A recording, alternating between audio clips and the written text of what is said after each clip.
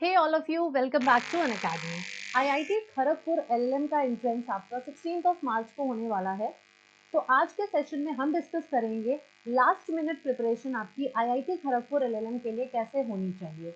How can U S the exam with smart tips, उसके बारे में हम डिस्कस करने वाले हैं।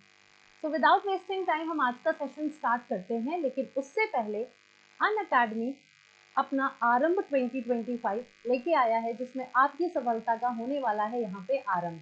जी हाँ, आपको बेस्ट इन क्लास लर्निंग मिलेगी at the lowest prices ever, in which you will get 60% off on all the CLAT PG subscriptions. तो अगर आप क्लैट पीजी 2026 या एलेट पीजी 2026 देने वाले हैं तो मेक श्योर कि आप एनरोल कर लें, क्योंकि अब इससे ज्यादा ऑफर आपको कहीं पे नहीं मिलेगा। ये है आपका लिमिटेड पीरियड ऑफर, लेकिन अगर आपको ऑफर चाहिए तो आपको करना होगा एक कोड का इस्तेमाल, और वो कोड होगा MSING10। जी हाँ, आपको यूज करना है MSING10 to avail the discount on this particular batch, क्योंकि हमारा batch achievers batch 2.0 already start हो चुका है 4 मार्च से। तो बिना कोई डिले करे फटाफट से एनरोल कर लीजिए, जिससे कि आपका सिलेबस बिल्कुल भी ना छूटे और आपकी प्रिपरेशन बहुत ही स्मूथ चलती रहे। साथ ही साथ अगर आप CUET PG LLM की प्रिपरेशन कर रहे हैं तो आप एनरोल कर सकते हैं इस बैच में भी। अभी समय है आपके एग्जाम में, आप अपनी प्रिपरेशन को स्मूथ बना सकते हैं। रिवीजन के लिए आप हमारे साथ जुड़ सकते हैं, लेकिन इस कोड को यूज करना मत भूलिएगा before enrolling into the batch. CLAT PG plus programme में जब आप हमारे साथ जुड़ेंगे तो यहाँ पे आपको बहुत सारे बेनिफिट्स मिलते हैं, लाइक डेली लाइव क्लासेस मिलती हैं, लाइव टेस्ट एंड क्विजेस हम प्रोवाइड करते हैं, हम सारा का सारा सिलेबस कवर करते हैं। इन क्लास PDF के साथ साथ हम in class doubt solving sessions भी करवाते हैं ना। अगर आप हमारे साथ टेलीग्राम चैनल पर नहीं जुड़े हैं तो जुड़ जाइए इस टेलीग्राम चैनल पर। सारी अपडेट्स आपको इस चैनल पर मिलती रहेगी, चाहे वो आपका यूट्यूब हो, यूट्यूब से रिलेटेड इन्फॉर्मेशन हो, या फिर आपकी स्पेशल क्लास से रिलेटेड इन्फॉर्मेशन हो, वो सारी की सारी इन्फॉर्मेशन आपको इस चैनल पर मिलने वाली है। तो चलिए स्टार्ट करते हैं। सबसे पहले सीधी सी बात है, जब भी आप किसी एग्जाम की बात करते हो तो आपको यहाँ पर एग्जाम के पैटर्न को समझना पड़ेगा। जी हाँ, एग्जाम के पैटर्न को समझने से मतलब यहाँ पर क्या है कि जो आप पेपर देने जा रहे हो, क्या आपको उसके पैटर्न के बारे में पता है? आपको ये पता है कि कितने क्वेश्चंस आने वाले हैं, वो टेस्ट किस मोड में होने वाला है? तो वो टेस्ट आपका सबसे पहले तो CBT मोड में होगा, जो कि 2 घंटे का रहेगा। ठीक है, CBT मोड में रहेगा, 2 घंटे का ड्यूरेशन आपका यहाँ पे रहने वाला है। क्वेश्चंस कितने होंगे? क्वेश्चंस होंगे 120 MCQ रहेंगे, एक एक मार्क का एक क्वेश्चन रहेगा, यानी 120 क्वेश्चंस 120 मार्क्स के रहेंगे। लेकिन नेगेटिव मार्किंग, बहुत बड़ा एडवांटेज है, नेगेटिव मार्किंग नहीं होने वाली है यहाँ पे। तो इसका मतलब यह है कि आपको 120 के 120 क्वेश्चंस अटेम्प्ट करके आने हैं। यहाँ पर आपको बिल्कुल भी रिस्क का कोई डर नहीं है। अगर आप यहाँ पे तुक्केबाजी करना चाहें तो आप कर सकते हैं, लेकिन हाँ, कोशिश करिएगा कि पहले आपको जितना आता हो आप पूरा दिमाग लगा के उसको सॉल्व कर लें, एंड देन उसके बाद आप तुक्केबाजी करें। सिलेबस की बात करो तो सिलेबस बहुत क्लियरली डिफाइन यहाँ पे नहीं किया गया है IIT खड़गपुर के लिए। यहाँ पे इन्होंने लिखा है कि bar council of India approved LLB syllabus होगा। अब क्योंकि यहाँ पे LLM स्पेशलाइजेशन प्रोवाइड करा जाता है IPR में, इंटरनेशनल लॉ और क्रिमिनल लॉ में, तो मेरा आपको सजेशन होगा कि आप इन पर्टिकुलर सब्जेक्ट्स पे ज्यादा ध्यान दें। इनफैक्ट अगर आप इनका सैंपल पेपर देखोगे, इन्होंने अपनी वेबसाइट पे सैंपल पेपर भी दे रखा है। अगर आप इनका सैंपल पेपर चेक करोगे तो आपको IPR से रिलेटेड बहुत क्वेश्चंस उसमें दिखने वाले हैं। तो मेक श्योर कि आप इन सब्जेक्ट्स को बहुत अच्छे से तैयार कर लें, क्योंकि इन सब्जेक्ट्स को तैयार करके ये होगा कि मैक्सिमम जो वेटेज आपका हो सकता है वो इन क्वेश्चन से रहेगा, तो आपका परफॉर्मेंस काफी बेटर रहेगा अगर आप इतना सोच के जाएंगे। टाइम मैनेजमेंट की अगर बात करें तो अब जो समय बचा हुआ है उसमें आपको एक बहुत ही रियलिस्टिक टाइम टेबल अपना सेट करना है, यानी कि आप उतना ही टाइम टेबल सेट करेंगे जो आप अचीव कर सकते हैं। एक प्रैक्टिकल शेड्यूल यहाँ पे डेवलप करिए, जिसमें आपका स्टडी का टाइम होगा, जिसमें आपके ब्रेक्स होंगे, जिसमें आपके रिविजन्स होंगे, और सारे के सारे टॉपिक आपके एग्जाम से पहले आप कवर कर लें। एक रिवीजन में सारे टॉपिक्स कवर हो जाने चाहिए, ये आपके पार्ट पर ये बहुत इंपॉर्टेंट है। Then you have to prioritise your important topics, which means high weightage topics हैं या जो फ्रिक्वेंटली टेस्टेड टॉपिक्स हैं उस पर आपको बहुत ध्यान देना है।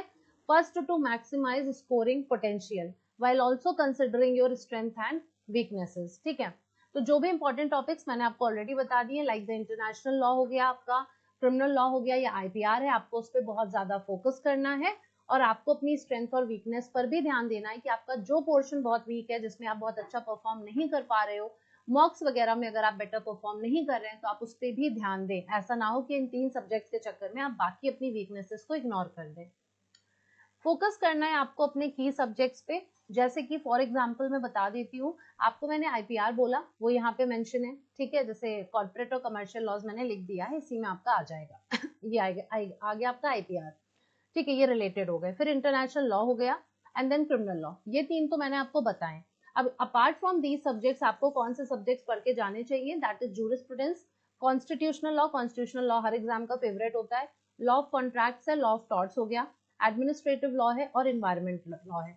ये सब्जेक्ट कुछ ऐसे हैं, दीज आर सजेस्टिव, ठीक है, ये मैं आपको सजेस्टिव कुछ सब्जेक्ट्स बता रही हूँ जो आपको जरूर पढ़ के जाना चाहिए। इसमें तो आप बिल्कुल भी लापरवाही नहीं कर सकते हैं, क्योंकि ये बेसिक सब्जेक्ट्स हैं जो हम सबको स्टार्टिंग के एलएलबी ईयर्स में पढ़ाया जाता है। अब ऑब्वियस सी बात है, वो एलएलबी के सारे सब्जेक्ट्स आपसे नहीं पूछ सकते हैं, बट हाँ इससे रिलेटेड पूछेंगे। अच्छा, कमर्शियल और कॉर्पोरेट मैंने मेंशन कर दिया। अब इसमें बहुत सारे सब्जेक्ट्स आते हैं आपके, बैंकिंग आ जाएगा आपका, नेगोशिएबल इंस्ट्रूमेंट्स आता है आपका, इंश्योरेंस लॉ हो गया, इंसॉल्वेंसी और बैंक्रप्सी कोड हो गया, बहुत तरीके के आपके लॉज आते हैं, पार्टनरशिप सेल्स ऑफ गुड्स हो गया, एसआरए हो गया। ये सारे के सारे आपको मेन कवर करके चलना है, क्योंकि कॉर्पोरेट की तरफ झुकाव है आपकी इस यूनिवर्सिटी का, तो मेक श्योर कि आप इस पे ज्यादा ध्यान दें। प्रैक्टिस क्वेश्चन, लास्ट मोमेंट पे नया पढ़ना नहीं चाहिए, बिल्कुल नहीं पढ़ना चाहिए, बल्कि जो पढ़ रखा है उसी के बेसिस पे क्वेश्चंस को प्रैक्टिस करना चाहिए। जब हम क्वेश्चन प्रैक्टिस करते हैं तो हमको बहुत अच्छे से क्लियर होता है कि हमारी अंडरस्टैंडिंग क्या है, हम अपनी अंडरस्टैंडिंग को टेस्ट करते हैं, हम रिकॉल करते हैं, और मोस्ट इंपॉर्टेंट है कि एग्जाम की कंडीशंस में बैठ के जब हम परफॉर्म करते हैं, हमारी परफॉर्मेंस यहाँ पे बेटर पता चलती है, हमें एनालाइज अच्छे से कर पाते हैं।